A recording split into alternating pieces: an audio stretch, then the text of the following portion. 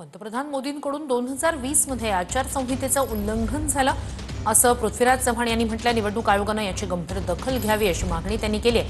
आचारसंहितेच्या भंगाबद्दल जी शिक्षा असेल ती केली पाहिजे असंही पृथ्वीराज चव्हाण यांनी म्हटलंय.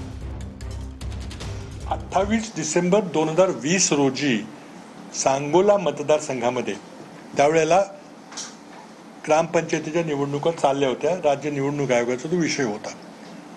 पण त्या निवडणुका प्रभावित करण्याकरता आणि पश्चिम बंगालच्या निवडणुका प्रभावित करण्याकरता स्वतः नरेंद्र मोदी हे सांगोल्याला आले आणि त्यांनी कुठलीही कुणाची परवानगी न घेता रेल्वेचा एक किसान रेल्वेची 100वी गाडी सोडण्याचा एक भव्य दिव्य असा कार्यक्रम अगदी आबासाहेब देशमुख यांच्या घरासमोर आयोजित केला. आचारसंहितेचा हा पंतप्रधानांकडून झालेलं उल्लंघन आहे आणि त्याची गंभीर दखल घेतली पाहिजे आणि आचारसंहितेच्या भंगाबद्दल जी काही शिक्षा असेल तीच केली पाहिजे. काय शिक्षा असते आचारसंहितेचा भंग केल्यावर आपल्याला माहिती आहे.